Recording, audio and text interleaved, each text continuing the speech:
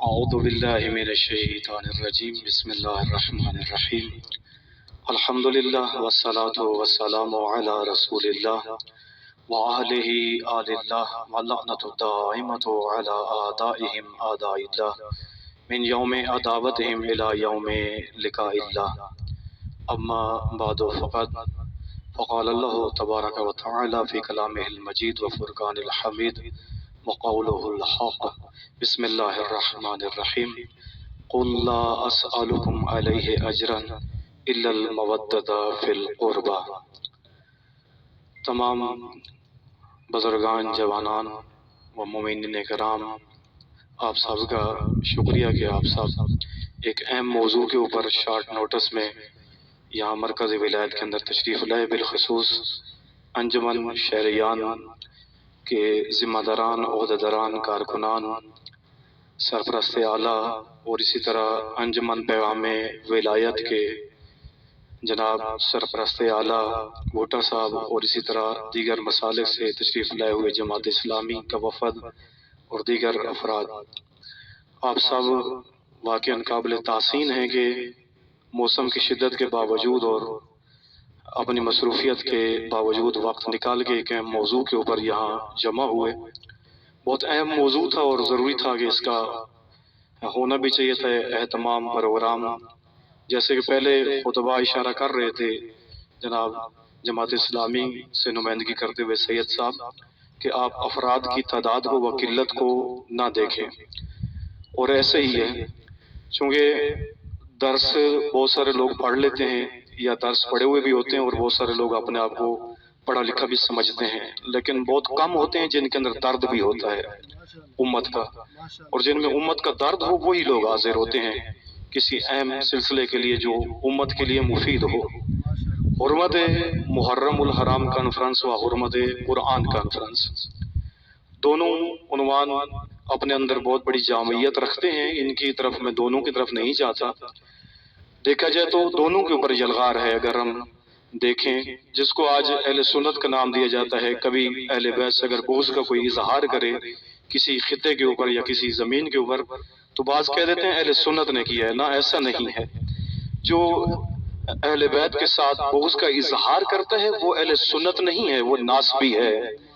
فرق رکھنا ضروری ہے۔ اہل سنت کے دلوں کے اندر وہی محبت ہے جو محبت ہمارے قلوب کے اندر ہے، اظہار ہر کسی کا اپنی طرح کا ہوتا ہے۔ ظاہر ہے جو بھی رسول اللہ سے جس کا تعلق ہے وہ رسول اللہ کو مانتا ہے، وہ نواسر رسول کا بھی اتنا ہی احترام کرتا ہے جتنا رسول اللہ کا کرتا ہے۔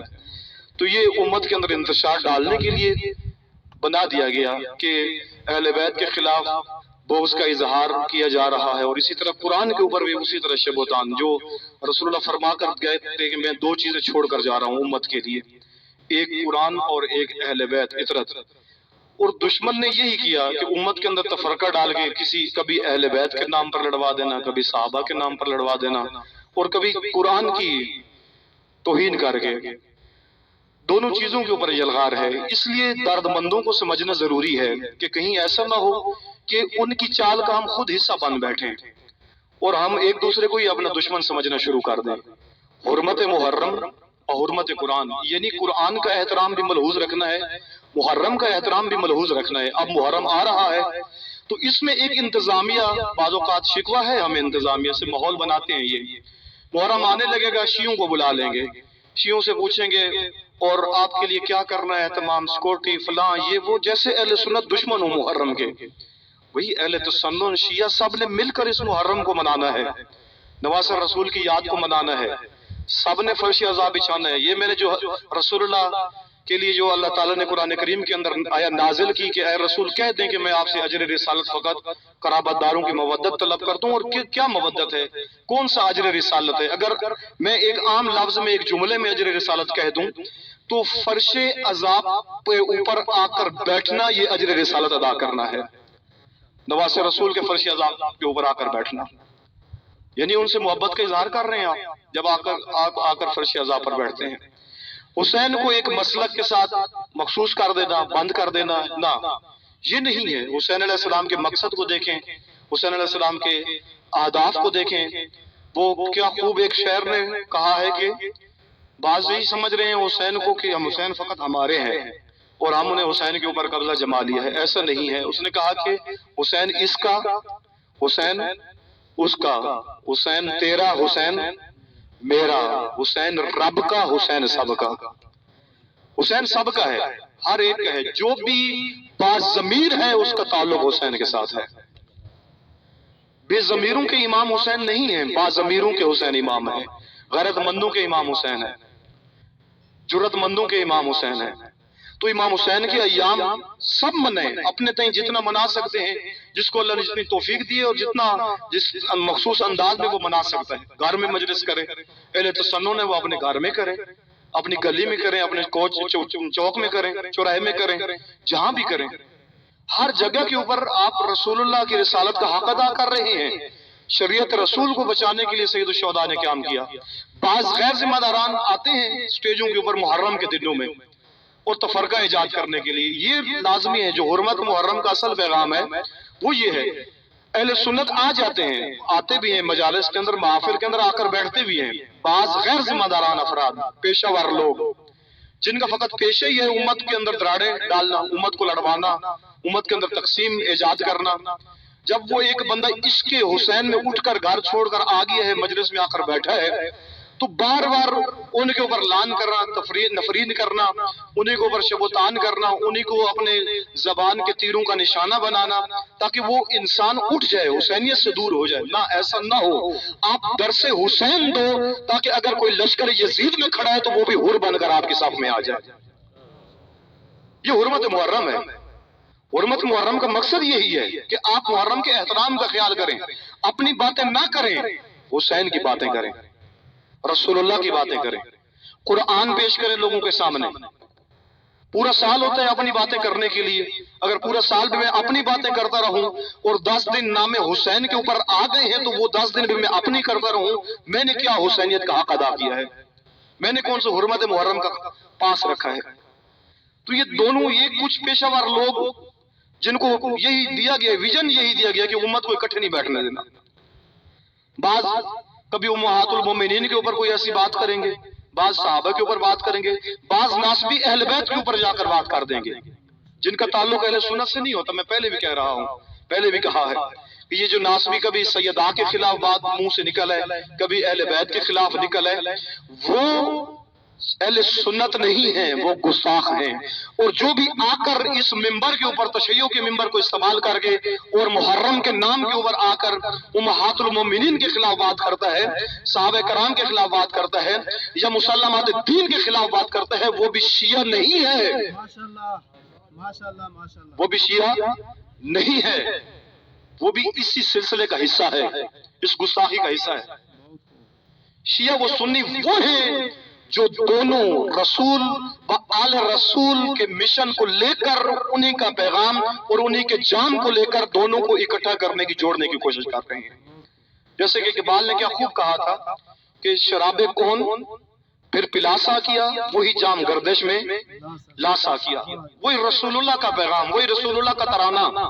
محرم یہ آ رہا ہے نفرتیں مٹانے کے لیے، غربتوں کے لیے، اور نواسر رسول کی یاد کو منانے کے لیے، اور دین کے مسلمات کی طرف عوام کو متوجہ کرنے کے لیے. تو اس لیے انشاءاللہ احترام محرم کو سب نے ملحوظ رکھنا ہے. انتظامیہ اپنے طرز سے وہ محرم کے انتظامات کو دیکھے، اسی طرح باقی جو ادارے ہیں، منتظمین ہیں، سرکاری ادارے، وہ اپنے طرز پہ اس کی کوشش کریں. اس کو احیاء کے لیے اہل تسنن اپنے انداز میں، اہل تشیع اپنے انداز میں، سب اہل سنت مجلس کریں. شیعہ جائیں ان کی مجلس میں جا کر شیعہ بیٹھیں.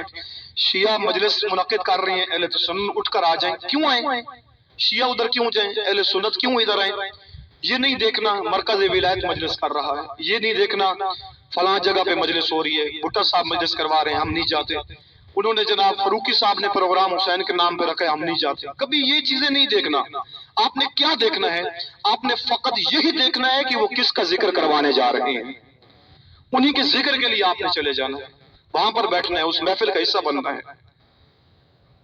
आए मजालिस के अंदर, आप खिताब भी करें अहले तसन्नुन को, ये हम दावत देंगे। वाकई इनके अंदर इश्क है हुसैन का। कई जगहों पे हमने देखा है इजहार, जब इन्हें मौका मिलता है वही जो बात शिकवा कर रहे थे जनाब जमात इस्लामी की नुमाइंदगी करते हुए सैयद साहब के, एक दूसरे के साथ बैठे ही नहीं, सुना ही नहीं है एक दूसरे को, और हमें बता दिया गया पहले दिन से, कहा गया कि ये जो अहले बैत को नहीं मानते और ये सहाबा को नहीं मानते, उम्महातुल मोमिनीन को नहीं मानते, और तफरीक डाल के बिल्कुल उम्मत को कमजोर कर दिया गया। अगर बाज़ ऐसे होता है, बाज़ अहले तसन्नुन जब इजहार करते हैं अहले बैत के साथ अकीदत का, तो कभी कभार हमें शर्मिंदगी से सर झुकाना पड़ता है कि हमसे भी ज्यादा ये इश्क रख रहे हैं अहले बैत के साथ। तो मौका देना सबको। हाफिज साहब ने कितना खूबसूरत यहाँ पर बयान दिया, बाकी आने वाले मुकर्रिरीन सब ने ये उम्मत के अंदर इत्तेहाद की बात की दर्द रखते हैं सब। तो इंशाअल्लाह कोशिश करें कि सब मिलकर इस माह मुहर्रम का जो हक है हमने अदा करना है, फकत नामवरी के लिए नहीं, फकत अल्लाह की रजा के लिए। सैयदुश शुहदा का क़याम अल्लाह की रजा, रसूलुल्लाह सल्लल्लाहु अलैहि वसल्लम का इबलाग दीन अल्लाह की रजा, हर चीज के अंदर अल्लाह की रजा। तो हमारा हर अमल फकत अल्लाह के लिए होना चाहिए, अल्लाह की रजा के लिए होना चाहिए, तब जाकर इंशाअल्लाह इस मुहर्रम का हक अदा होगा। और पहले भी आप करते हैं, पिछले साल भी जो जिस सतह का यहाँ प्रोग्राम मुनाकिद हुआ और सबने मिलकर इस प्रोग्राम को आने वाले मुहर्रम को बरगुजार किया था, गुज़श्ता मुहर्रम को, अभी आने वाले को भी आप सब ने मिलकर अंजुमन पैगाम विलायत यहाँ अपने तो बहुत कोशिश करती है, दिन रात मेहनत करते हैं, वो इंतजामात देखते हैं, संभालते हैं। तो इंशाअल्लाह इस साल भी वो उसी जोश के साथ, जज्बे के साथ, उसी वलवले के साथ, और वही इश्क हुसैन जो दिल के अंदर है, उसी हरारत की तड़प के साथ इंशाअल्लाह फिर वो इसको बरगुजार करेंगे। अंजुमन शहरियान पहले भी ताउन करती रही है, कर भी रही है, और इंशाअल्लाह हम यही उम्मीद रखते हैं कि इससे बढ़कर वो मजीद ताउन भी करेंगे इंशाअल्लाह। वो इसमें शिरकत भी करेंगे, आएंगे भी सही, और इन्हें फुर्सत मिली, मौका हुआ तो उनसे इस्तेफादा भी होगा। वो यहाँ पर इंशाअल्लाह बयानात आलिया से मुस्तफीद भी हम सबको करेंगे। मैं मुजद्ददन एक दफा फिर आप सब का, हाज़रीन महफिल का, अंजुमन पैगाम विलायत, अंजुमन शहरियान, जमात इस्लामी और दीगर मसालिक से जो लोग आए हैं सबका शुक्रिया अदा करता हूँ। इसी तरह कारकुनाने तारीके बेदारी उम्मत मुस्तफ़ा का, कि जिन्होंने इस अहम मौजू को पूरे मुल्क के अंदर अल्हम्दुलिल्लाह कमो बेश 80 मकामात के ऊपर इस मौजू के ऊपर प्रोग्राम रखे हैं मुहर्रम से पहले, ताकि मुहर्रम के जो आदाब हैं उनका ख्याल रखा जाए और मुहर्रम के जो फयूज़ व बरक़ात हैं उनसे इस्तिफ़ादा किया जाए। जैसे माह रमज़ान आने लगता है, उसकी कुछ हुर्मतें होती हैं। रमज़ान की हुर्मत क्या है? यानी रोज़ा है, रोज़ेदार के सामने पानी मत पियो, खाना मत खाओ, ये एहतराम माह रमज़ान है। तो कुछ एहतराम मुहर्रम है जिनको हुर्मत मुहर्रम कहा गया है।